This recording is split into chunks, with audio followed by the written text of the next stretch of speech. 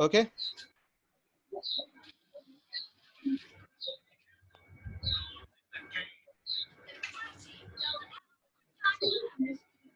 Okay.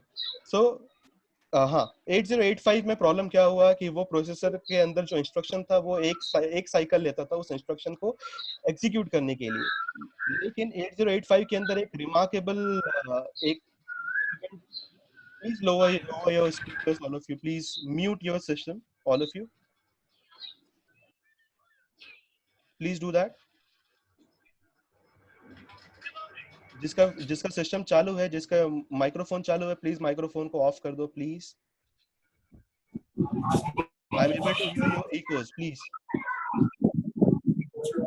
It would be difficult for others to understand. Please switch off your microphone. Mute your microphone on. Okay, fine, good.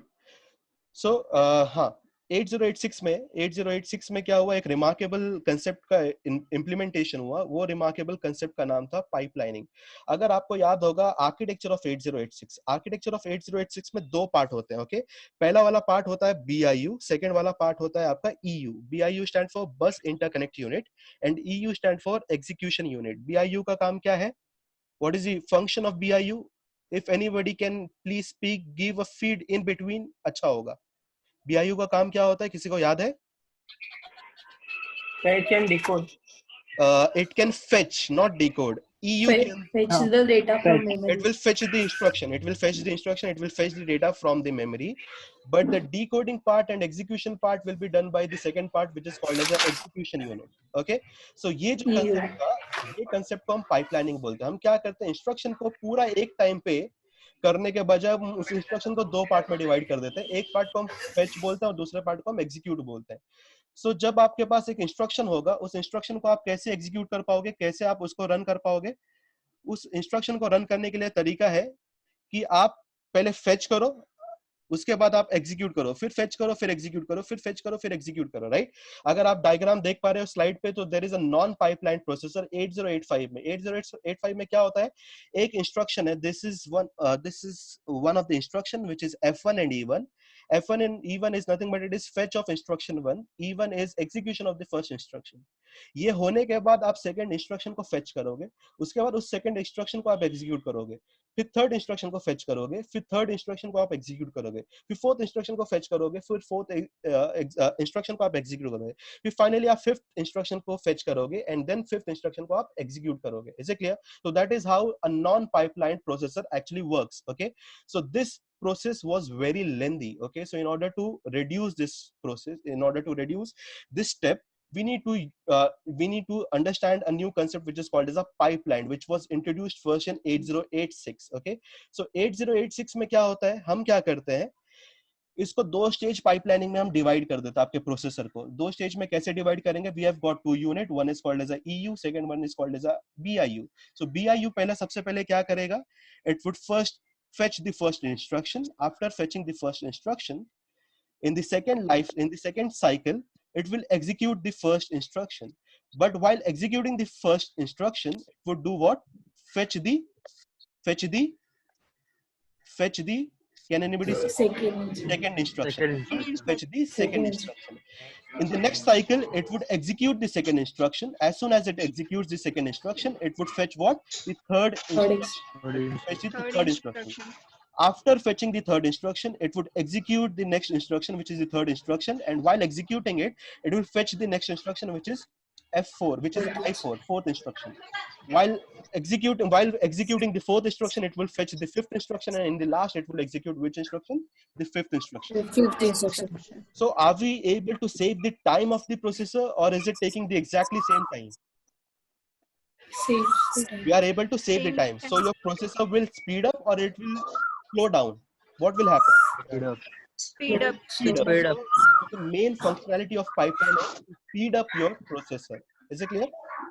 Fine. So the proper definition of a pipelining is nothing but it is overlapping of different stages of an instruction. कोई भी instruction के जिसके भी घर में कोयल की आवाज आ रही, please mute that thing. Okay. Fine. please. जंगल में रह रहा है कोई. Please. It is disturbing. Okay, fine. Okay.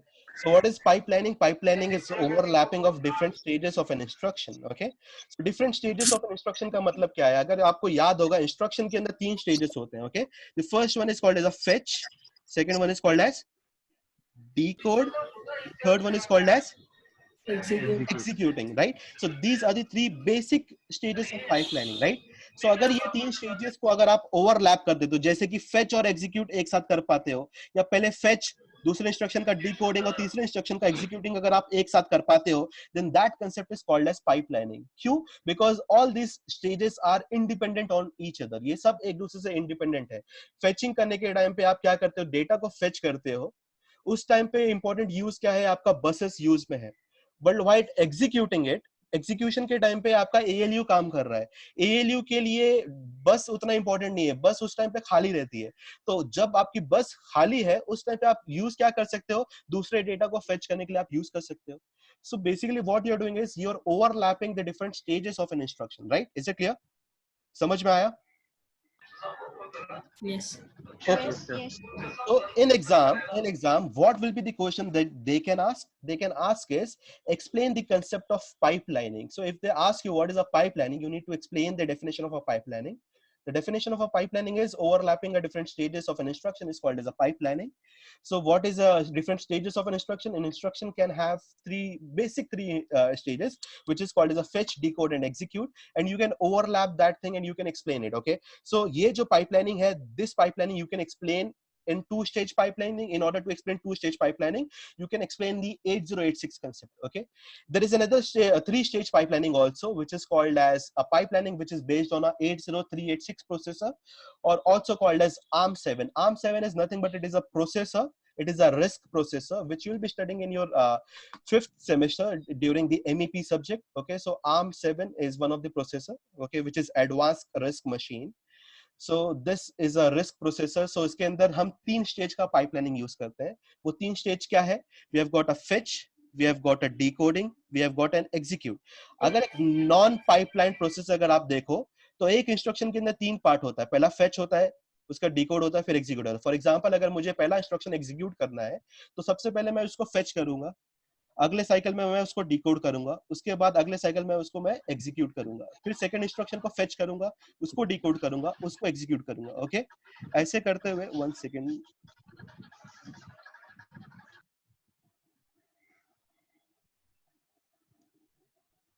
Okay, so second instruction को मैं फेच करूंगा, फिर डिकोड करूंगा, फिर एग्जीक्यूट करूंगा, फिर थर्ड इंस्ट्रक्शन को फेच करूंगा, डिकोड करूंगा, एग्जीक्यूट करूंगा, फिर फोर्थ इंस्ट्रक्शन को फेच करूंगा, डिकोड करूंगा, एग्जीक्यूट करूंगा, फिर फिफ्थ इंस्ट्रक्शन को फेच करूंगा, डिकोड करूंगा, एग्जीक्यूट करूंगा. So this processor that we are talking about is called as a non pipeline. It is called as a non-pipelined processor. Okay. Now what we are talking about is we are converting this non-pipelined processor into a 6-stage pipelining processor. Okay, we are converting it into 6-stage pipelining processor, 3-stage pipelining processor. Okay, so how to do that? कैसे करेंगे ये हम? Just a second. So we have got in the first stage, what we are going to, in the first cycle, we are going to fetch the first instruction. In the second cycle, as soon as we fetch the first instruction, while decoding the first instruction, we can fetch the second instruction, because during the decoding part, your bus or the resources, whichever resources that is available to you, which is free. So instead of wasting that free resources, we can use that resources in order to fetch the next instruction.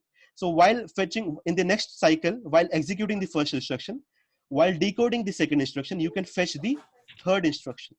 Okay, in the fourth cycle, while executing the second instruction, while decoding the third instruction, you can fetch the fourth instruction. In the fifth cycle, while executing the third instruction, you can decode the fourth instruction, and then you can fetch the fifth instruction. In the sixth cycle, while executing the fourth instruction, you can decode the fifth instruction, and in the last cycle, you can execute the fifth instruction. So is it taking relatively very less amount of time? Yes. Okay, so is 2-stage pipelining better or 3-stage pipelining better? 3-stage. 3-stage pipeline. So as we keep on increasing the stages of pipelining, your processor the speed of the processor keep on increasing, right? जैसे जैसे stage बढ़ाएंगे वैसे वैसे आपके processor का speed बढ़ते चले जाएगा, right? Yes. Yes. Okay, so instead of increasing the data bus, instead of increasing the frequency of your processor, what we can do is we can increase the stages of instruction. Okay, so that is a good thing. So a modern computer, if you heard of Pentium computer, Pentium PC, that Pentium PC uses a 20 stages pipelining. Okay, so this 20 stage pipelining is very difficult to understand. इतना ज़्यादा समझने के लिए इतने ज़्यादा 20 stages को याद रखना बहुत difficult काम है, लेकिन हम थोड़ा बहुत बेसिक्स पढ़ सकते हैं, तो हम 3 4 5 6 तक पढ़ेंगे। 20 वाला उतना ज्यादा स्टेजेस याद रखने के लिए हमारे लिए इतना जरूरी नहीं है, क्योंकि सवाल 10 मार्क का है। अगर आप 20 स्टेजेस को अगर आप एक्सप्लेन करने चले गए तो it would take like full it would take huge amount of answer to write. Okay, so what we are going to do is we have studied a 2-stage pipelining, we have studied a 3-stage pipelining. Now we'll see a 4-stage pipelining. Okay, so what is a 4-stage? Okay, so in this slide it is not mentioned. I will just explain you what is a 4-stage pipelining. The instruction is divided into 4 different stages. Okay, 4 different stages kya hai? The first one is called as a fetch, second one is called as a decode, third one is called as a execute, and fourth one is called as a store stage. Okay, store, STORE, store का मतलब हम उस data को कहीं पे store करेंगे, either को memory में स्टोर करेंगे या कोई रजिस्टर में स्टोर करेंगे, जहां पे भी चाहे हम उसको स्टोर करेंगे। तो पहला फेच करो डेटा को, इंस्ट्रक्शन को, उसके बाद उसको डिकोड करो, उस इंस्ट्रक्शन का मतलब क्या है उसको एग्जीक्यूट करो, उसको एग्जीक्यूट करने के बाद जो भी आपने का डेटा है, जो भी आपका रिजल्ट आया है, उस रिजल्ट को आप स्टोर करो। सो ये 4 स्टेजेस है आपका। सो हम इस 4 स्टेजेस को क्या करेंगे, हम डिवाइड करेंगे into 4 different stages, and using the 4 stage pipelining we can achieve a very faster processor. Okay, in Mumbai University, one of the most important question that they generally ask, apart from pipelining, the important question they can ask in this topic is, एक simple सवाल पूछेंगे, explain a 6-stage pipelining. Okay, this is a fixed question which has been asked in like 3 or previous 3 to 4 years continuously they've been asking for a 6-stage pipelining. Okay, so that is why I've included that particular topic over here. So this 6-stage pipelining is used in one of the Pentium Pro, which was the earlier Pentium. Later Pentium uses a 20-stage pipelining. उसके बाद जो modern concept है, जो आपका core, अगर आपने सुना होगा core i3, okay, dual core, core two duo, ये सब अगर आपने सुना होगा, there is a concept of core. So concept of core is nothing but it is again advanced version of pipelining. हम क्या करते हैं पाइपलाइनिंग के अंदर, पहले तो हम क्या करते हैं, एक पाइपलाइन के अंदर हम मल्टीपल स्टेजेस में डिवाइड करते हैं. हम क्या करेंगे, 2 पाइपलाइन लेंगे, उनको फ्यूज कर देंगे. One pipeline is called as a U pipeline, other is called as a V pipeline. We will fuse UV pipeline in order to generate a cores. एक पाइपलाइन में 20 स्टेज है, दूसरे पाइपलाइन में 20 stage है. ऐसे करते हुए हमें कितना स्टेज मिल जाएगा, 40 स्टेज का पाइपलाइनिंग अचीव होगा. So that is why a core processor is much faster than a normal processor. Is it clear? Is it understandable? Is it clear? Yes, sir. Okay. So 6 stage pipelining में अगर आप slide पे देखोगे, slide के अंदर हमारा 6 stage mentioned है. पहला स्टेज क्या है, सबसे पहला स्टेज आप क्या करोगे, आप फेच करोगे इंस्ट्रक्शन को. So first stage is called as instruction fetch. Second stage is called as instruction decode. Third stage is called as address generation. Fourth stage is called as operand fetch. Fifth stage is called as execute. And the last stage is called as write back. Okay, ये सारे stages के नाम है. अगर आप stages का नाम पढ़ोगे आपको ऑटोमेटिकली समझ में आ जाएगा. पहले में फेच करना है, किसको फेच करना है, इंस्ट्रक्शन को फेच करना है. Lower the volume please. Is somebody watching a movie or what? Okay, lower the volume please. Yeah. So पहले स्टेज में आप इंस्ट्रक्शन फेच करोगे, दूसरे स्टेज में आप उस फेच किए हुए इंस्ट्रक्शन को डिकोड करोगे. डिकोड का मतलब आप अंडरस्टैंड करोगे उस बाइनरी रिप्रेजेंटेशन का एक्चुअल मीनिंग क्या है. थर्ड स्टेज में आप आइडेंटिफाई करोगे कि जो ऑपरेंड है आपका, वो ऑपरेंड कहाँ पे है, वो मेमोरी में है या रजिस्टर में है, और उसका एड्रेस आप जनरेट करोगे. सो वहां से आप मेमोरी को, ऑपरेंड को लोगे. सो फोर्थ स्टेज में आप फेच करोगे, जो एड्रेस आपने जनरेट किया है उस एड्रेस पे जाके ऑपरेंड को आप लोगे. ऑपरेंड का मतलब डेटा, डेटा को आप फेच करोगे. फिफ्थ स्टेज में आप उस इंस्ट्रक्शन को एग्जीक्यूट करोगे. आपने एग्जीक्यूट कर लिया फिफ्थ स्टेज में. And the last one is called as a write back. Write back का मतलब क्या है, आपने उस डेटा को स्टोर कर दिया जहां पे भी आपको स्टोर करना है. सो ये 6 स्टेजेस को हम बोलते हैं 6 stage pipelining, and it is used in one of the processor which is called as a Pentium Pro. Is it clear? Is it clear? Yes, sir. Okay. Yes, sir. Now the problem is sometime in exam it is difficult to understand, it is difficult to remember these stages. ये stages को याद रख पाना, which is IF, ID, AG, OF, EX, WR, ये stages को याद रख पाना difficult है. लेकिन हमें ये नहीं बताना कि वो stages का नाम क्या है, हमें ये बताना है कि 6 stages pipelining में 6 stages होते हैं. तो अगर आप चाहो instruction fetch की जगह आप लिख सकते हो stage 1, इंस्ट्रक्शन डिकोड की जगह पे आप लिख सकते हो स्टेज 2, एड्रेस जनरेशन की जगह आप लिख सकते हो स्टेज 3, ऑपरेंड फेच की जगह आप स्टेज 4, एग्जीक्यूट की जगह स्टेज 5 एंड राइट बैक की जगह आप स्टेज 6 भी लिख सकते हो. You can write down a generalised name. आप stage 1, stage 2, stage 3, stage 4, stage 5, stage 6 ऐसे करके भी आप रिप्रेजेंट करा सकते हो आपके आंसर को. जरूरी नहीं है कि यही नाम वहां पे चाहिए. Okay, this names are difficult to remember. I know it is difficult, but it is good if you remember it. But even though if you don't remember it, you can just represent that in the form of stages name. Okay, stage and the respective number, the respective stage that you're dealing with. Is it clear? Is it clear? Is it clear? Yes, sir. Okay, so that is all the concept of pipelining. By looking at the diagram, it is similar to the pipelining of a 3-stage pipelining. यहाँ पे भी हम क्या करते हैं कि instruction के अंदर जो 6 स्टेजेस है, हम उस 6 स्टेजेस को हम क्या करेंगे, डिफरेंट स्टेजेस को डिफरेंट क्लॉक साइकिल में हम उसको अचीव करने की कोशिश करेंगे. पहला इंस्ट्रक्शन आया, उसको हमने इंस्ट्रक्शन फेच किया. दूसरे इंस्ट्रक्शन, पहले इंस्ट्रक्शन को जब हम डिकोड कर रहे थे उसी टाइम पे हमने दूसरे इंस्ट्रक्शन को फेच कर लिया. तीसरे इंस्ट्रक्शन को जब हम फेच कर रहे थे उसी दौरान हमने सेकंड इंस्ट्रक्शन को डिकोड किया और पहले इंस्ट्रक्शन के हमने ऑपरेंड के एड्रेस को कैलकुलेट कर दिया. ऐसे करते हुए फाइनली हम सारे इंस्ट्रक्शन को हम एग्जीक्यूट करेंगे. Okay, is it clear? Yes. So that is all related to pipelining. Okay. उसके बाद lower volume कौन है, कौन बोल हो रहा है, किसको मन नहीं कर रहा पढ़ने का? If you don't want to study, you can leave the classroom. It is not a mandatory classroom. Okay. Let the other students study. The next part is very important. Okay. It is called as the hazard in pipelining. The next concept or the next slide that we are going to see is called as hazard of pipelining, or it is called as a drawback of pipelining. Okay, so pipelining का मतलब क्या है, हमने processor का speed बढ़ा दिया, लेकिन जरूरी नहीं है पाइपलाइनिंग से हमेशा आपकी स्पीड बढ़े, कहीं ना कहीं इसका ड्रॉबैक भी है. Okay, so please remember this question is one of the most important question. Mark it as one of the most important question asked generally in first question और the last question for 5 marks, guaranteed 110%. पहले question में आपको पूछा जाएगा explain the hazard of pipelining, या तो last question में 10 mark के लिए भी पूछ सकते हैं, right short notes on hazards of pipelining, या इन बिटवीन में भी कहीं पे पूछ सकते हैं. So generally the marks is from 5 marks to 10 marks. It can be asked in various questions. Okay, it can be asked in various questions. It is one of the important question. Okay, so drawback और hazards of pipelining का मतलब क्या है? Pipelining हर time successful नहीं होता, उसके कुछ drawback भी है. ये ड्रॉबैक क्या है, कहां पे इसका ड्रॉबैक है? तो 3 ड्रॉबैक है, हमेशा याद रखना चाहिए. 3 ड्रॉबैक क्या है? पहला है डेटा डिपेंडेंसी हजार्ड या डेटा हजार्ड बोलो. दूसरा है कंट्रोल हजार्ड. ओके, पहला data dependency hazard, then we have control hazard, and then we have got the third one which is called as a structural hazard. Is it clear? So 3 hazard हमें समझना पड़ेगा in order to understand the hazard of pipelining. So पहला जो hazard है आपका which is called as a data hazard, इसका मतलब क्या है? इसका मतलब ये है कि अगर मान लो कि आपका यहाँ पे अगर आपने एग्जाम्पल देख रहे होगे, there is an example which is called as INC in square bracket 4000H. Can anybody explain me what is this instruction will actually do? What does this instruction will do? INC square bracket 4000H. What does this square bracket actually represent? Address. Offset address. It is an offset address. No? Offset address. तो जो data है, data store है, वो कौन से address पे store है? 4000H.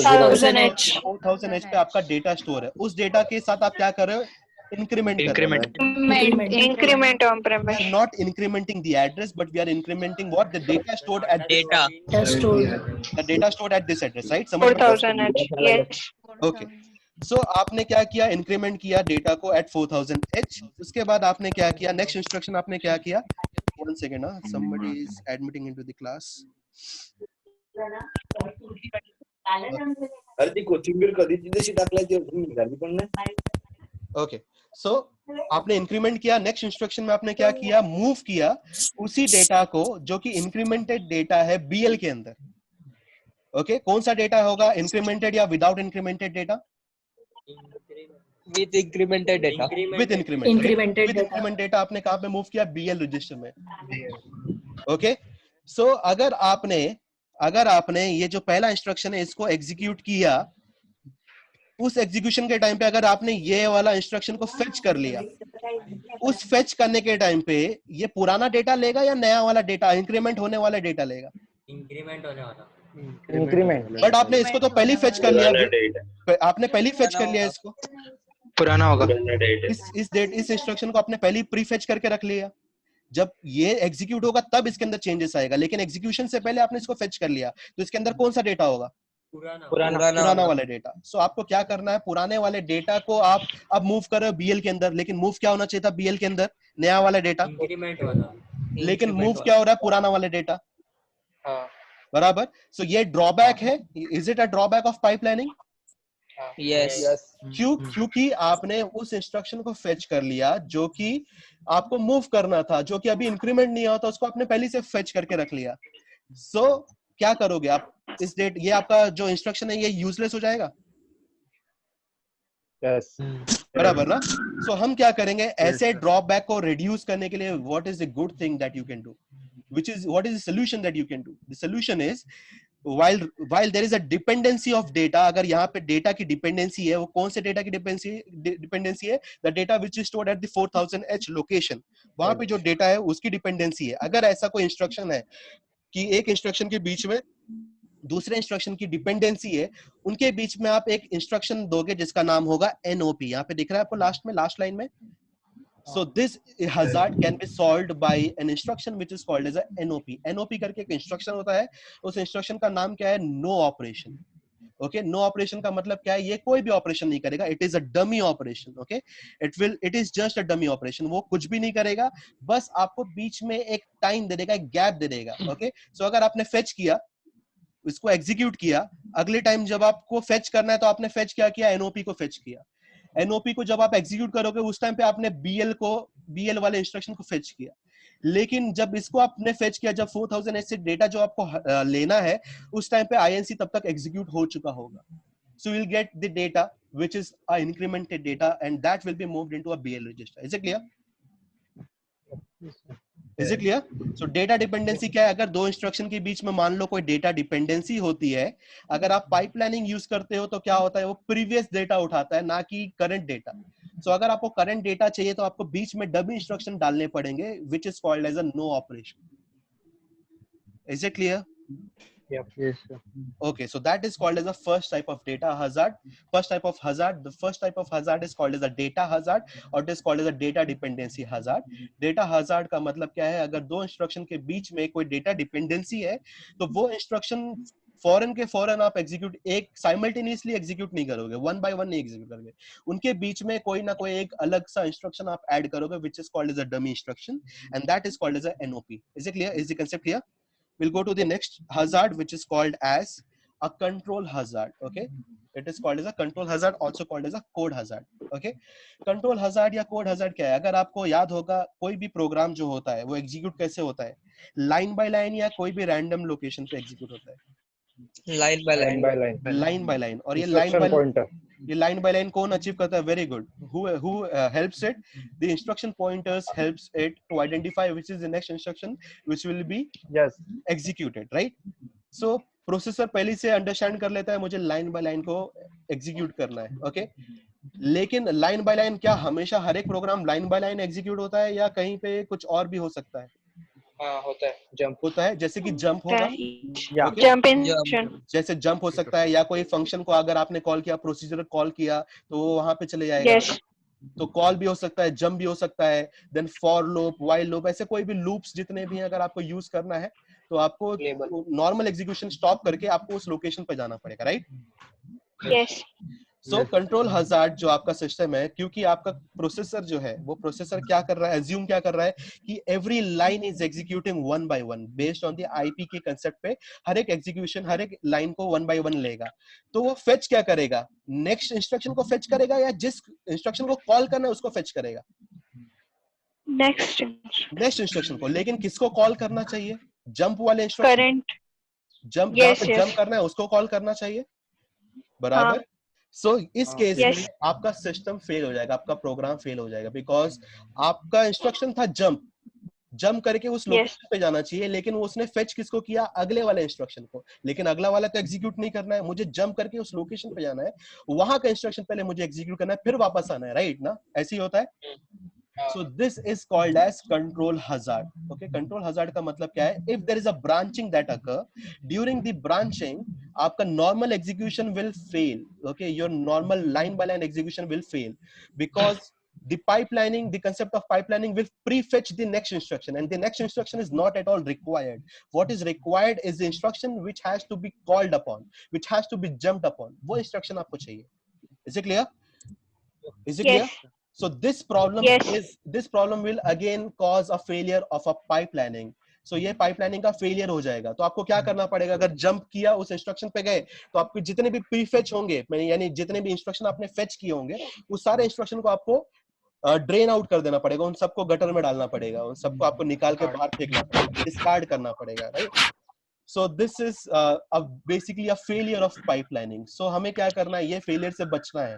So control hazard से अगर आपको बचना है, so there is a concept of an algorithm which is called as a branch prediction algorithm. Okay? So branch prediction algorithm क्या है? एक ऐसा algorithm है जो predict करेगा कि कब इस एक इंस्ट्रक्शन के बाद ब्रांच आने वाले रहेगा, और पहले से ही वो ब्रांचिंग वाले इंस्ट्रक्शन को प्रीफेच करके रखेगा. So again this branch prediction algorithm is a very humongous topic which is not a part of your syllabus. जब हम MEP में जाएंगे तो we'll be discussing regarding this branch prediction algorithm. It will be huge topic to discuss right now. और वो मतलब it requires a huge amount of mathematical calculation. If you remember in OS there is a concept of optimal scheduling. याद है किसी को? नहीं. Optimal scheduling. Yes, sir.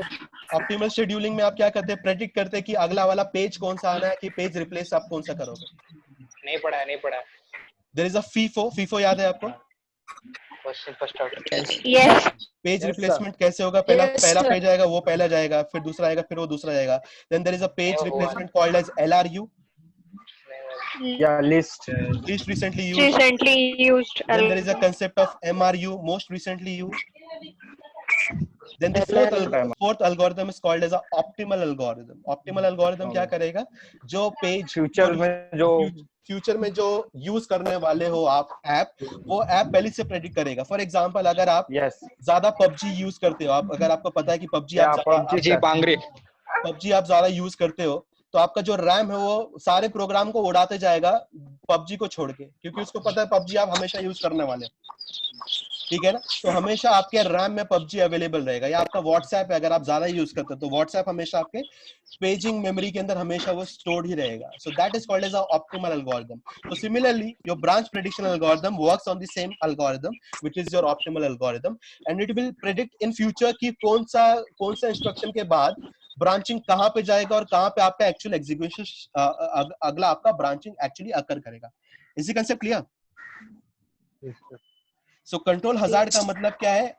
अगर normally processor क्या करता है, लाइन बाय लाइन आप एग्जीक्यूट करते हो. Okay, every time you are executing instruction line by line, but this does not happen all the time. If there is a condition of branching, during that time ये line by line की जगह पे क्या होगा? It will jump to some other location, it will execute the other instruction line by line and it will come back. सो ये जो jumping है आपका एक जगह से दूसरी जगह पे जाने का, that can not be achieved with a normal pipelining. क्योंकि पाइपलाइनिंग क्या करता है? वो अगले इंस्ट्रक्शन को प्रीफेच करता है, अगले के नेक्स्ट जो 4-5 इंस्ट्रक्शन उनको प्रीफेच करके रख लेता है. सो ये जो 4-5 इंस्ट्रक्शन ये कुछ काम के नहीं है, क्योंकि आपको जंप करना है कहीं और लोकेशन पे. तो आप क्या करोगे? जो आपने प्रीफेच किया हुआ है उस सबको आप ड्रेन डाउन कर देते हो. Okay, you drain down the prefetch line और the prefetch instruction which you have fetch from the memory. So इसको प्रीफेच करोगे, फिर आप जाओगे वापस उस जगह पे जहां पे आपको ब्रांचिंग है, और उसके बाद वहां से एग्जीक्यूशन करोगे. सो ये जो टाइम है आपका, जो आपने पहले से प्रीफेच कर लिया, उसको डंप किया, उसको डिस्कार्ड किया, this is called as a bubbling of pipelining. Pipeline के अंदर बबल आ जाता है. Okay, there is a space of time during which your processor will not do nothing. Okay, it will perform all the discarding of the instruction. That stage is called as a bubbling of pipelining. Okay, is the concept clear? Yes, sir. Control हजार समझ में आया? Yes. Okay, so control hazard का मतलब क्या? Line by line execution of program should be done, but that is not possible all the time because of an instruction which is called as a jump instruction or a branching instruction. So while jumping and branching, what your processor does is that it will prefetch the next instruction, but the next instruction is not at all required. So what we need to do is we need to drop these instructions. We need to drop these prefetch instructions. So the dropping of these prefetch instruction will generate a bubbling of this pipelining. So this causes a failure of pipelining. So this failure of pipelining can be resolved with the help of an algorithm which is called as a branch prediction algorithm. Is the concept clear? Yes. Fine. So we'll go to the next part. The next part is the third one. 1 second, 2 more students is coming into the classroom. Okay.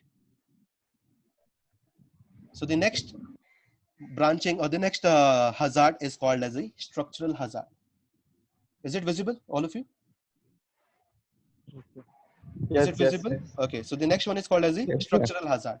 Okay. So structural hazard जो third type का और जो एक type का hazard है वो क्या करता है? स्ट्रक्चरल हजार्ड क्या बोलता है? अगर मान लो आपको एक इंस्ट्रक्शन को फेच करना है, right? You are fetching an instruction. After fetching of the instruction the next stage is you are decoding it. What is decoding actually doing? Decoding में क्या होता है? Are you converting your instruction into binary? What is decoding of an instruction? Opcode table. जो opcode है उसको आप lookup table में आप सर्च करते हो, आइडेंटिफाई करते हो कि वो बाइनरी का रिप्रेजेंटेशन क्या है, क्या वो ऐड हो रहा है, और हो रहा है, सब हो रहा है, यही होता है ना डिकोडिंग. ओके. सो फेच किया आपने, फिर डिकोड किया. व्हाइल एग्जीक्यूटिंग इट, जब आप एग्जीक्यूट कर रहे हो आपके इंस्ट्रक्शन को, उस एग्जीक्यूशन के दौरान आपको ऑपरेंड चाहिए होंगे, बराबर ना, जिसके ऊपर आपको ऑपरेशन करना है. आपको डेटा चाहिए. जैसे आप लिखते हैं मूव AL, 05H, तो आप क्या कर रहे हो? AL के अंदर 5 डेटा को डाल रहे हो. तो 5 क्या है? 5 is what? Data, right? It is an operand. You are putting that operand into a register. Clear है ना? यहां तक क्लियर है ना? Yes, sir. अगर आप एक इंस्ट्रक्शन मान लो move AL in bracket 4000H, इसका मतलब क्या है? Move AL in bracket 4000H, इसका मतलब 4000H वाला data which is stored AL में at जाएगा. data which is stored at 4000H location you are storing into AL register, right? Yes. So basically आपने डिकोड तो कर लिया, आपको पता है कि डेटा 4000H पे है, लेकिन वो डेटा लाने के लिए आपको कौन सी बस यूज करनी पड़ेगी? Data bus. डेटा बस लगेगा आपको. डेटा बस से जाकर के वो 4000H लोकेशन पे जो डेटा है वो आपको लाना पड़ेगा. Yes. लेकिन वो जो बस है आपका, वो तो ऑलरेडी यूज हो रहा है प्रीफेच करने के लिए इंस्ट्रक्शन को, हाँ. बराबर ना? सो क्या आप कर सकते हो? आपको सस्पेंड करना पड़ेगा फेच को, इंस्ट्रक्शन को. जब आप सस्पेंड करोगे तब जाकर के आप डेटा, आपका जो बस है वो खाली होगा, और फिर वो बस को आप क्या करोगे? उस पे डेटा डाल करके आप लेके आओगे अपने पास, बराबर ना? सो अगर आपको ऑपरेंड का जरूरत है, ऑपरेंड अगर आपकी मेमोरी में स्टोर्ड है, तो वो क्या करेगा? आपके fetching of the next instruction will not be happening, because आपको फिलहाल अभी डेटा चाहिए. डेटा कहाँ पे? मेमोरी में. तो आपको डेटा बस चाहिए. सो डेटा बस को आपको यूज करना पड़ेगा, जो कि आपका इंस्ट्रक्शन को पहले लेके जा रहा था, उसको आप डिस्कार्ड करके पहले आप डेटा लेके आओगे. सो ड्यूरिंग दिस टाइम आपका पाइपलाइनिंग फिर से फेल हो जाएगा. Is it clear? Yes. सो जब तक रजिस्टर से एक्सेस करना था कोई प्रॉब्लम नहीं, क्योंकि रजिस्टर में डेटा कहाँ पे प्रेजेंट है? प्रोसेसर के अंदर ही प्रेजेंट है. मूव AL, 05H में कोई प्रॉब्लम नहीं है, क्योंकि डेटा कहाँ पे प्रेजेंट है? प्रोसेसर के अंदर. लेकिन मूव AL, 4000H के अंदर क्या होगा? ब्रैकेट 4000H का मतलब क्या है? डेटा कहाँ पे प्रेजेंट है? मेमोरी में प्रेजेंट है. तो मेमोरी में अगर डेटा प्रेजेंट है, तो उसको डेटा को लाने के लिए आपको डेटा बस की जरूरत है. उस दौरान आप इंस्ट्रक्शन को फेच नहीं कर सकते. सो आपका pipelining will get fail during that time. Okay. So इस प्रॉब्लम को सॉल्व करने के लिए बेहतर तरीका क्या है? Which is the good thing, आप प्रोग्राम को अलग मेमोरी में स्टोर करो और डेटा को अलग मेमोरी में स्टोर करो, बराबर ना? यस. और इस आर्किटेक्चर को हम क्या बोलते हैं? कि मेमोरी अलग है, प्रोग्राम मेमोरी अलग है, डेटा मेमोरी अलग है. ऐसा कौन सा आर्किटेक्चर था? याद है? तो कंप्यूटर को या वेरी गुड, कंप्यूटर को बनाने के लिए 2 आर्किटेक्चर है. The first architecture is called as Von Neumann. von Neumann, and second one is called as a Harvard architecture. So the difference between von Neumann and Harvard is, in von Neumann we have got only one set of memory which will store both data and program. बराबर ना. So it will have only Yes. one set of data, one set of bus which will carry both your data, also it will carry your instructions also. एक ही बस है आपके पास. Yes. लेकिन अगर आपके पास दो डिफरेंट सेट ऑफ मेमोरी हो गई, एक प्रोग्राम स्टोर करेगा, एक डेटा को स्टोर करेगा, तो दो आपके पास बस है, एक प्रोग्राम बस है और एक डेटा बस है. तो अगर आपको डेटा चाहिए आप डेटा बस से डेटा को ले सकते हो, अगर आपको प्रोग्राम चाहिए तो आप प्रोग्राम बस से प्रोग्राम को ले सकते हो. Is it clear? Yes. Yes. Okay, so this is one of the way of solving the structural hazard. एक और तरीका है जो इस स्लाइड में लिखा हुआ नहीं है, उस तरीके को बोलते हैं हम लोग रिस्क प्रोसेसर. ओके, प्रोसेसर दो टाइप का होता है, एक सिस्क प्रोसेसर होता है, CISC. We have got two different type of processor. One is called as CISC and other is called as RISC. Okay, CISC and RISC. Again, it is not part of your syllabus currently. It will be covered in your next semester. So just for your curiosity, आवाज break हो रहा है. okay. The voice is cracking. Okay.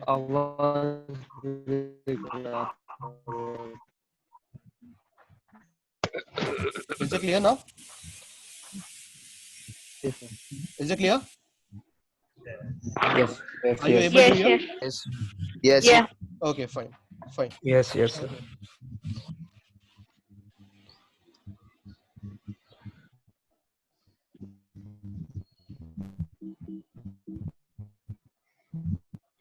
Okay, so structural hazard में क्या है, एक तो हमने देख लिया कि अगर उसको सॉल्व करना है तो बेहतर तरीका ये है कि आप हार्वर्ड यूज करो. दूसरा तरीका है जिसका नाम है रिस्क प्रोसेसर. रिस्क प्रोसेसर क्या होता है? एक ऐसा प्रोसेसर है, अगर आपको याद होगा 8086 में जनरल पर्पस रजिस्टर कितने थे, कोई बता सकता है? How many general purpose register were there in 8086? In 8086, how many general purpose registers were there? 4 AX BX CX EX. 4 16-bit register और 8 bit. बराबर ना? 8 bit. Okay. Yes. Okay. So this is called as CISC processor. CISC processor में number of registers are very low. अगर कम रहेगा तो आप general operation जो है आप जनरली मेमोरी से डेटा को फेच करोगे. अगर आपके पास प्रोसेसर ज्यादा होता, आपके पास रजिस्टर ज्यादा होता, तो आप डेटा को कहां पे स्टोर करते? रजिस्टर में करते. तो उससे क्या होता है कि आपका एक तो स्पीड ज्यादा होता और आपका स्ट्रक्चरल हजार्ड होने के चांसेस कम होते हैं. तो रिस्क प्रोसेसर ने क्या बोला कि हम जो 4 रजिस्टर है उस 4 रजिस्टर की जगह हम लोग और ज्यादा रजिस्टर यूज करेंगे. तो ARM7 जो आप नेक्स्ट सेमेस्टर में पढ़ने जाओगे उसके अंदर there are total 32 different set of registers, 32 different set of general purpose register, 32 registers है उसके अंदर. सो ये 32 रजिस्टर क्या करता है, आपके जो डेटा है उसको स्टोर करने का काम करता है और उसको आप यूज कर सकते हो फॉर परफॉर्मिंग एनी ऑपरेशन. तो स्ट्रक्चरल हजार्ड होने के चांसेस कम होंगे. Is it clear? Is the concept clear? Yeah. So structural hazard का मतलब क्या है? अगर आपका डेटा और इंस्ट्रक्शन का दोनों का डिपेंडेंसी एक ही बस पे अगर होगा, so वो आपके पाइपलाइनिंग को डिसहैम्पर करेगा. So what we can do is we can distribute your memory into 2 parts so that one of the memory will be storing your data and other of the memory will be storing your program. This architecture will be called as a Harvard architecture. The second problem that the second solution of this drawback is by using a RISC processor. RISC processor will do what? It will use a large number of register. So this large number of register will store the data directly into the processor. So instead of depending onto the memory, data is first stored into the processor itself. तो आपका memory पे dependency होगा ही नहीं. Is it clear? Yeah. Okay, so that is all related to pipelining. So pipelining में अभी तक हमने क्या पढ़ा? What we have studied in pipelining till now? First we have studied what is the need of pipelining. Pipelining का need क्या था? What is the need of To pipelining? increase the speed of processor. Excellent. So the most important use of pipelining is to increase the size, increase the speed of the processor. So in order to increase the processor speed, it can be achieved with the help of increasing the size of the data bus also. आप clock frequency बढ़ा दो, उससे भी आपका size processor का speed बढ़ जाएगा. लेकिन ये सब 20 साल पहले करके देख लिया हमने Pentium के अंदर या Core i3 के अंदर या i5 के अंदर हमने already 64 bit का हमने डाल दिया प्रोसेसर. अब हम 128 नहीं कर सकते. अब हम क्लॉक फ्रीक्वेंसी जो हमने मेगाहर्ट्ज में था वो गीगाहर्ट्ज तक हमने अचीव कर लिया. So the best alternative to increase the speed of a processor is called as a pipelining. So pipelining होता क्या है? Pipelining is nothing but it is a way of overlapping the instruction overlapping the stages of an instruction is called as a pipelining. So instruction के stages क्या है? Instruction, the basic stages of instruction are fetching, decoding and Fetching, execute. decoding, execute. तो ये 3 stages को अगर आप किसी तरीके से ओवरलैप कर देते हो जिससे कि आपके प्रोसेसर के ऊपर ज्यादा लोड भी ना बढ़े और वो बचे हुए रिसोर्सेज को अच्छे तरीके से एफिशिएंट तरीके से यूटिलाइज भी कर पाए, this concept is called as a pipelining. So a pipelining was introduced during the first processor which was called as 8086. 8086 में पहला pipelining आया था. उससे पहले वाले प्रोसेसर में it was all non-pipeline processor. So 8085 में कोई भी pipeline नहीं था. 8086 में कितने स्टेज के pipelining थे? 8086 में कितने स्टेज के pipelining थे? 2 स्टेज. पहला स्टेज का नाम fetch था, दूसरे स्टेज का नाम क्या था? Execute. Execute. Fetch कौन करता था? BIU या EU? DIU. Execute कौन करता है? EU. Okay, so that was a 2-stage pipelining. और अगर आपको स्पीड बढ़ाना तो there was a 3-stage pipelining. 3-stage pipelining was introduced in a processor called as 80386 और ARM7. इसके अंदर 3 स्टेज होते हैं. उसका नाम होता है fetch, सेकंड वाले का नाम decode and लास्ट वाले का नाम Decode and execute. फिर आया 4-stage pipelining. 4-stage pipelining में क्या होगा? fetch, decode, Decode. execute, Execution, fourth वाला storing, storing. Storing. चौथा वाला स्टोरिंग. ओके, फिर आया 5-stage पाइपलाइनिंग, फिर आया 6-stage पाइपलाइनिंग. 6-stage पाइपलाइनिंग में क्या है? Instruction fetch, instruction decode, address generation, operand fetch, execute and write back. Execute. If it is difficult to understand, if it is difficult to remember this name, you can write down stage 1, stage 2, stage 3, stage 4, stage 5, stage 8. Last stage is stage 6. Is it clear? Yes. Okay. Yes, sir. Also remember one of the important thing is the total clock cycle required. Are you able to see my cursor? Yes.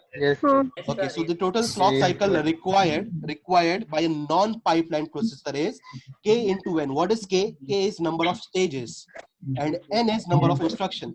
So अगर आपका 6 stage का pipeline अगर आपका होगा, 6 stage का pipeline के लिए अगर आपको 5 इंस्ट्रक्शन को एग्जीक्यूट करना रहेगा तो टोटल साइकिल कितना लगेगा? 30 साइकिल्स. बट अगर आप 6 स्टेज पाइपलाइनिंग अगर आप यूज करते हो, अगर आप 6 स्टेज पाइपलाइनिंग को यूज करते हो और अगर आप यही चीज को अगर आप अचीव करने की कोशिश करते हो, that can be achieved with the help of a formula. What is the formula for 6 stage pipelining? Is it written? Is it written over there? No, it is not written. So the formula is note the formula k plus n minus 1. The formula is k plus n minus 1. Okay. So k plus n minus 1 is what? What is k in this case? What is k in this case? How many stages Number are there? of stages. So 6 plus what is n? N is the number of instruction. So number of instruction Yes. is 5. So 5 minus 1. So 6 plus 5 minus 1 is equal to what? 24 कौन बोला? So it is 10, right? It is 10. So Yes. a non-pipeline processor required 30 cycle, whereas a pipeline processor will require 10 cycles. So there is a speed up of 20 cycles. That is a huge speed up of a processor from a non-pipeline processor to a 6-stage pipeline processor. Is it clear? Yes. Okay. Yes. So this 6-stage pipeline is one of the most important pipeline. Exam में ज़्यादातर जो आपको direct सवाल पूछा जाएगा, they will not. Please lower your speakers. Please mute your speakers, all of you. So exam में आपसे ये सवाल नहीं पूछा जाएगा कि 2-stage pipeline बताओ या 4-stage pipeline बताओ. Directly आपसे सवाल जो पूछा जाएगा, that will be asked exactly. Explain the 6-stage pipelining. Okay. Is it clear? Yes. तो जो 6 स्टेजेस है वो 6 स्टेजेस पाइपलाइनिंग के आपको हमेशा याद रखना है. It is one of the important question. So pipelining को याद रखने के बाद जो नेक्स्ट इंपॉर्टेंट थिंग है वो पाइपलाइनिंग का हजार्ड है. ये again it is one of the most important question. So hazard क्या है? Hazard is nothing but it is a drawback.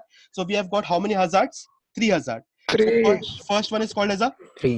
First one is called as a data dependency hazard. Second one is called as a control hazard. Third one is called as a structural hazard. Data dependency hazard का मतलब क्या होता है? अगर दो instruction आपस में एक डेटा के ऊपर डिपेंड है तो वो डेटा के अंदर प्रीवियस डेटा स्टोर होगा, ना कि current wala data. So in order to store the current data, we need to avoid we need to avoid the continuous simultaneous execution of the instruction. So what we need to do is we need to insert an instruction which is called as a NOP. Is it clear? NOP. Yes. Okay, so that was called as a data dependency hazard. The second type of hazard is called as a control hazard. Control hazard क्या बोलता है कि execution जो होता है programme का वो line by line होता है, पहला लाइन फिर दूसरा लाइन फिर तीसरा लाइन, लेकिन ये हर टाइम नहीं होता है. कभी कभी क्या होता है कि पहले लाइन के बाद अगर जंप आ जाए तो आपको क्या करना पड़ेगा, दूसरी लाइन को एग्जीक्यूट करने के बजाय आप डायरेक्टली जंप करके उस लाइन को एग्जीक्यूट करोगे. So this will cause a huge problem of pipelining. It will cause a concept of pipelining bubbles. Okay, so ये bubbles को अगर आपको avoid करना है तो आप क्या करोगे, there is a concept of branch prediction algorithm. So you have to use a programming which will predict which will be the next instruction that should be prefetched earlier. Okay, so this algorithm will be called as a branch prediction algorithm. Is it clear? And the last hazard is called as a structural hazard. Structural hazard क्या बोलता है कि generally जो data है आपका और programme है वो एक ही मेमोरी में है, लेकिन अगर आपको डेटा चाहिए, डेटा को अगर आपको प्रोसेसर के अंदर लेना है, सो उस टाइम पे आपका जो बस है वो बस यूज कर रहा है आपका इंस्ट्रक्शन को प्रीफेच करने के लिए. सो आपको क्या करना पड़ेगा, इंस्ट्रक्शन प्रीफेच को आपको अवॉइड करना है. आप पहले डेटा को प्रोसेसर के अंदर डालो. So your pipelining will basically get failed. So आपको क्या करना पड़ेगा, instead of using a von Neumann architecture, you can switch to another architecture which is called as a Harvard architecture. Harvard. So Harvard architecture says that instead of saving the date program into instead of having one memory, we'll be having two set of memory. One of the memory will be storing what, a data, and second will be storing what, program. Is it clear? Is it clear? Yes. So that is all related to pipelining. Is it clear? Is the concept clear? Yes, sir. Okay, fine. So that is the first topic that I need to cover up. The next important topic is called as instruction cycle. Is it do you want to have a break or what, or can I continue?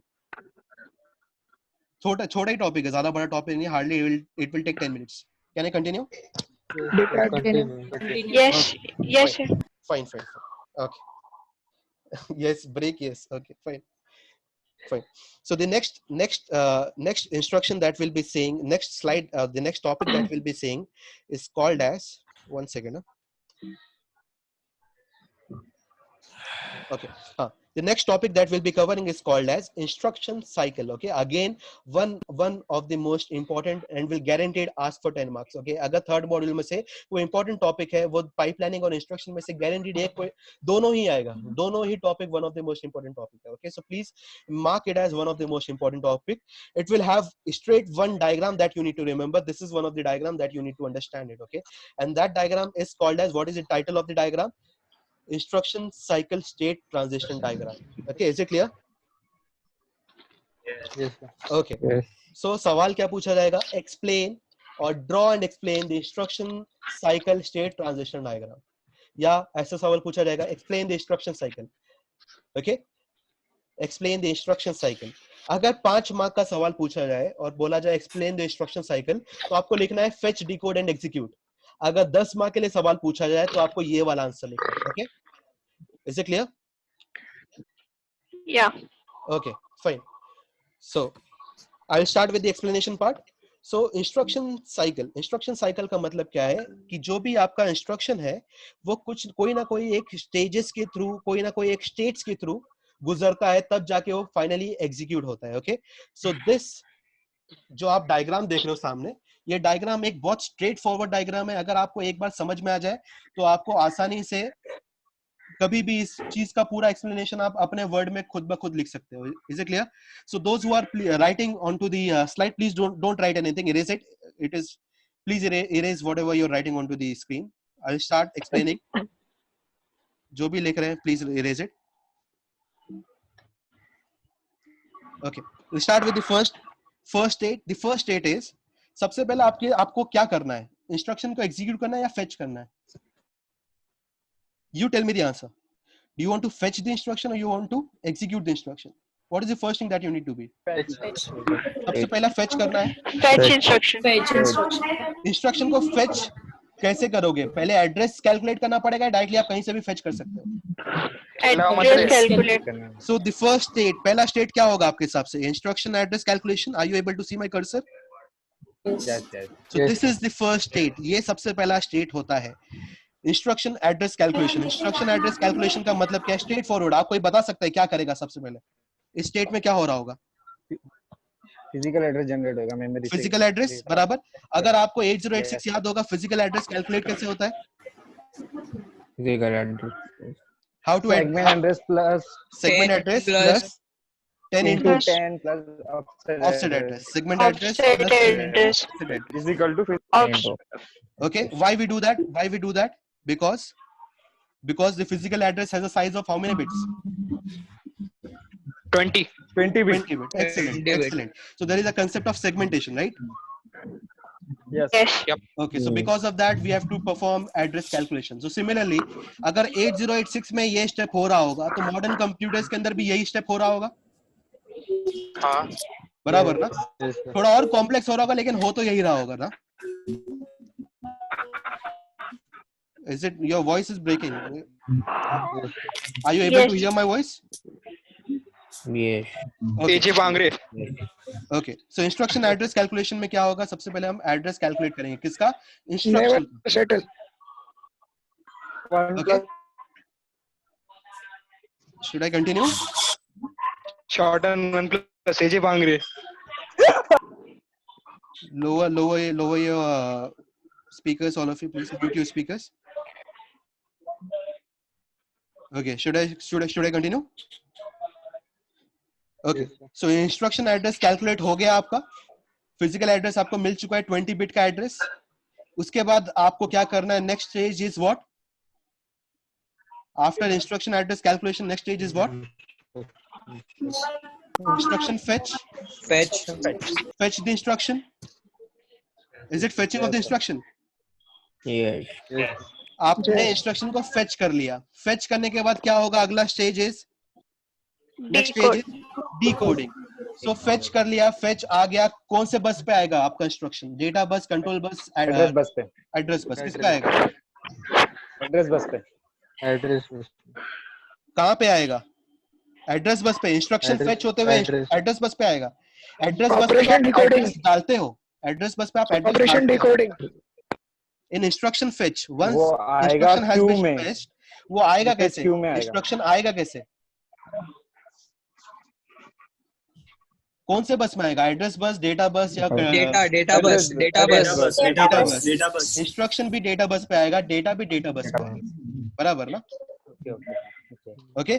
So instruction को identify करने के लिए किस location पे है, वो address को identify करने के लिए जो फिजिकल एड्रेस आपने कैलकुलेट किया होगा, वो फिजिकल एड्रेस को आप किस बस पे डालोगे? एड्रेस बस पे डालोगे. वो एड्रेस पे जो आपका इंस्ट्रक्शन है, वो इंस्ट्रक्शन अब मेमोरी में आ रहा है, बट वो मेमोरी में किस बस पे बैठ के आ रहा है? डेटा बस पे. डेटा बस पे बैठ के क्या आया आपका? डेटा आया, इंस्ट्रक्शन आया? डेटा है, इंस्ट्रक्शन आया. Instruction. इंस्ट्रक्शन आया. इंस्ट्रक्शन किसके पास आ चुका है? प्रोसेसर के पास या मेमोरी के पास? Memory. Who is playing the sound in background? Please lower. DJ. Okay, so processor has received the instruction, right? Neil Gore. Instruction के पास प्रोसेसर आ चुका है. प्रोसेसर के पास इंस्ट्रक्शन आ गया है क्या? हाँ आ गया सर. Okay. आ गया. After receiving the instruction, which is in the form of binary, it needs to understand what is that instruction actually means. So that stage is called as what? Operation decoding. Operation decoding. आप decode कर रहे हो basically. Decode करने का आपको पता चलेगा कि आप move कर रहे हो, add कर रहे हो, और कर रहे हो, divide कर रहे हो, multiply कर रहे हो, बराबर ना? So that is called as instruction operand decoding. आपने अब decode कर लिया, अब आपको पता है कि आपने डेटा को move करना है, बराबर ना? हाँ. ये आपको पता चल गया move ऑपरेशन है, लेकिन वो move किस पे करना है? ऑपरेंड पे करना है, Yes. बराबर ना? इंस्ट्रक्शन किस पे होता है? ऑपरेंड पे. ऑपरेशन किस पे होता है? ऑपरेंड पे. ऑपरेंड कहाँ पे होगा? ऑपरेंड कहाँ पे होगा? प्रोसेसर के पास होगा या मेमोरी में होगा? प्रोसेसर के पास. दोनों के पास हो सकता है. दोनों के पास हो सकता है. Depends on the instruction. अगर मैंने लिखा move AL,05H, तो AL कहाँ पे है? प्रोसेसर के पास है. 05 आपने डायरेक्टली इंस्ट्रक्शन में डाल दिया, यानी प्रोसेसर के पास है। लेकिन अगर मैंने लिखा move AL comma in bracket 4000H, तो डेटा कहाँ पे है? मेमोरी। शिवानु। मेमोरी में, बराबर ना? सो ऑपरेंड दोनों जगह हो सकता है, it can be in memory, it can be in processor, बराबर? Operand can be in both the cases, it can be in memory also, it can be in processor. अगर वो प्रोसेसर में होगा, अगर वो प्रोसेसर में होगा शिवानु। तो उसका एड्रेस कैलकुलेट करना होगा कि नहीं होगा? अगर आपका ऑपरेंड नहीं होगा।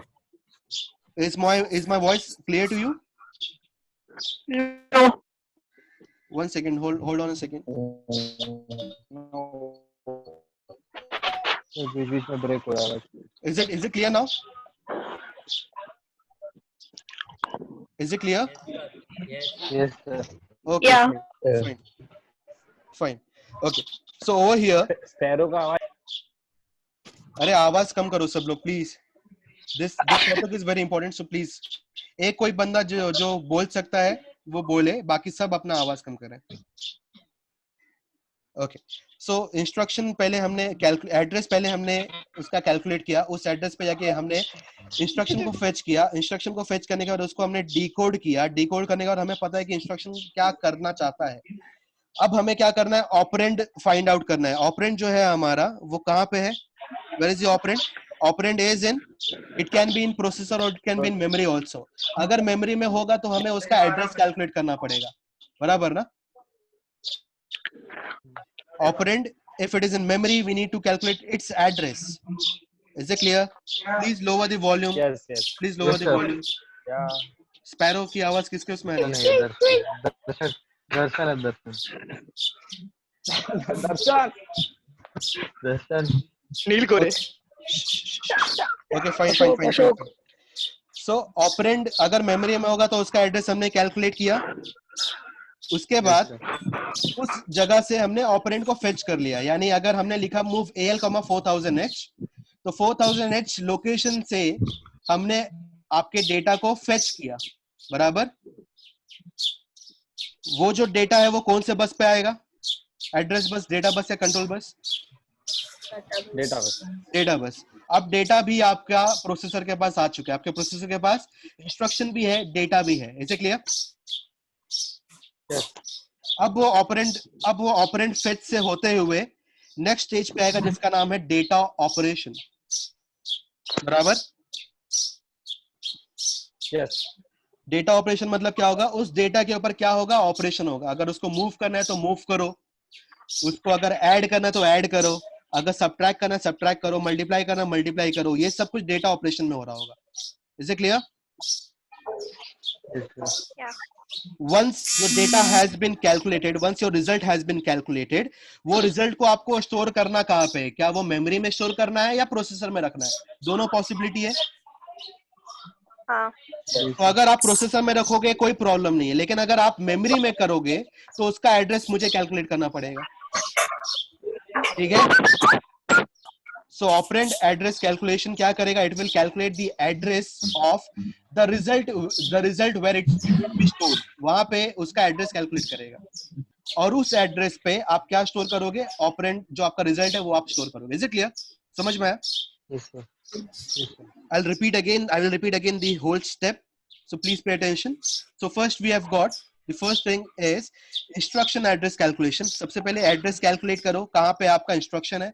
उसके बाद उस एड्रेस पे जाके इंस्ट्रक्शन को फेच करो। फेच करने के बाद इंस्ट्रक्शन किस फॉर्म में आएगा? बाइनरी के फॉर्म में। उस बाइनरी इंस्ट्रक्शन को आप क्या करोगे? डिकोड करोगे। After decoding it, you will understand कि what is the operation that you need to perform. Then you require an operand. Operand can be stored into a processor or it can be stored into a memory. अगर वो processor में होगा, तो आप उसका address calculate करोगे, okay? उसके address को कैलकुलेट करने के बाद आप फेच करोगे। उस लोकेशन से आपने डेटा को फेच कर लिया। अब फेच करने के बाद आप क्या करोगे? उसके ऊपर ऑपरेशन अप्लाई करोगे। ऑपरेशन अप्लाई करने के बाद अब आप एड्रेस कैलकुलेट करोगे कहाँ पे उसको स्टोर करना है, मेमोरी के अंदर। अगर रजिस्टर में करना है कोई इश्यू नहीं, डायरेक्टली वो स्टोर हो जाएगा। अगर मेमोरी के अंदर स्टोर करना है तब आप ये स्टेप करोगे।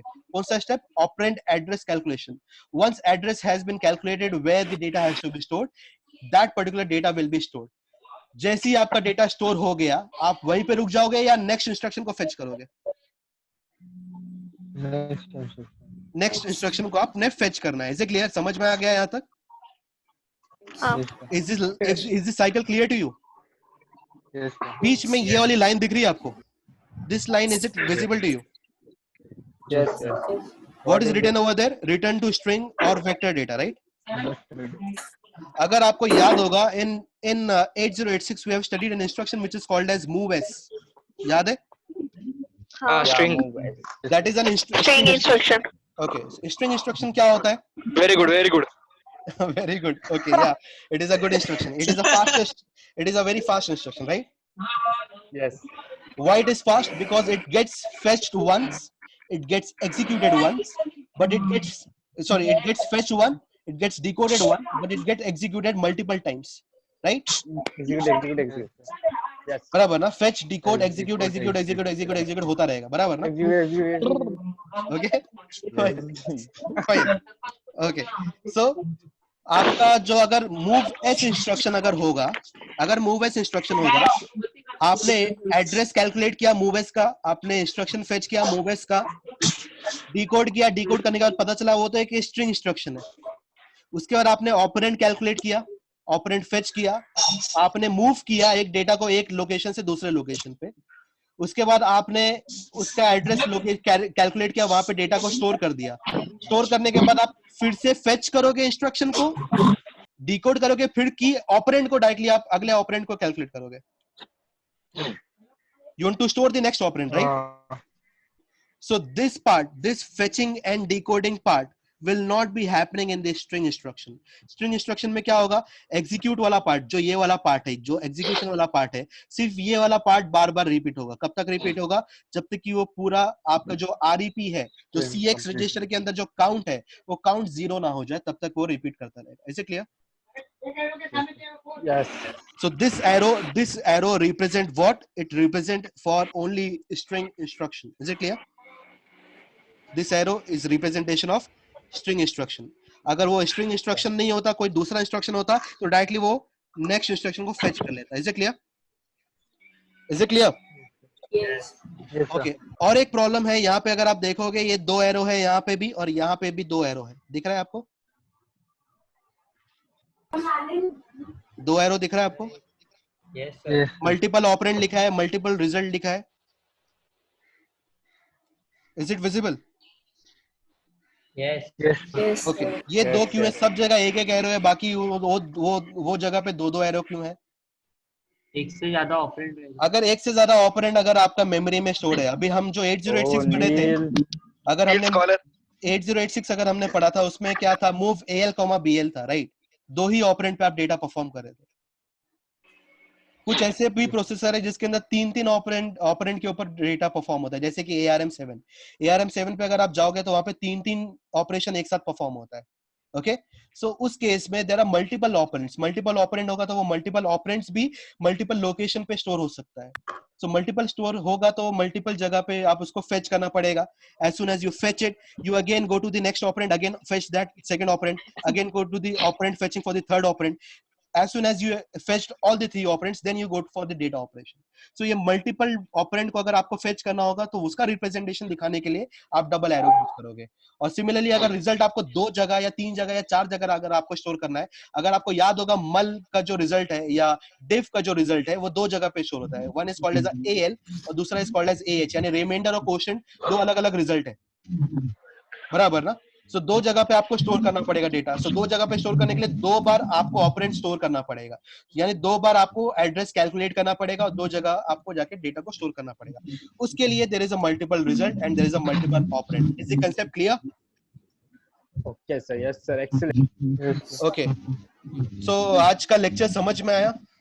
किसी को कोई डाउट है? Does anybody has any doubt? No, sir. Okay, so third module के अंदर अभी फिलहाल हमने ये दो टॉपिक कवर किया है और 2 से 3 टॉपिक और कवर करना है, जो नेक्स्ट क्लास के अंदर नेक्स्ट वीक में बोला गया शायद आपका MCQ 4 होने के बाद आपका लेक्चर रखा जाएगा। सो मे बी अराउंड और 20। कितना MCQ होगा? 4 MCQs. 4 MCQs are there. Okay. Okay, so how's दिन your में खत्म कर दो ना सब एमसीक्यू. अभी लास्ट में आपका ओवरऑल होगा. It will be complete overall subject पूरे COA का एक साथ होगा. ओके पहले एक साथ ले. नहीं तो बाकी COA का भी देखना था ना. हाँ, all of you please pay attention for your module 5 and module 6 which is a complete theory and it is a plain straightforward theory. वो theory के लिए आप TechMax is sufficient. I've already told you in class for COA TechMax is good. You can get the data directly from there. Okay, so अगर किसी के पास TechMax है please share with the other student. Exam होगा नहीं होगा कुछ पता नहीं है लेकिन you have to be prepared क्योंकि यूनिवर्सिटी है. अभी कुछ रिपोर्ट ऐसा आ रहा है कि महाराष्ट्र में बहुत कुछ इंडस्ट्रीज को ओपन कर दी गई हैं तो शायद आपका एग्जाम भी मई एंड तक ये लोग स्टार्ट कर दे. सो एक साथ अगर स्टार्ट होगा तो फिर आपके ऊपर बर्डन ना आ जाए. तो अभी टाइम है, थोड़ा बहुत पढ़ो. COA मैं बार बार कह रहा हूँ आपको COA OS आप इसको छोड़ नहीं सकते. सिर्फ एग्जाम पॉइंट ऑफ व्यू के लिए इंपॉर्टेंट नहीं है. It will be there for you for your whole life. Okay, so you have to understand how does an instruction get executed, how the instruction is fetched from a data या memory, कहाँ से ये सब आता है, कैसे होता है, ये सब कुछ आपको वहाँ से मिलेगा. Okay, so all of you was a good lecture. I hope you have understood all the concepts. Okay, thank you so much. So we'll be closing down. Okay, किसी को कोई डाउट रहेगा you can ping me on WhatsApp.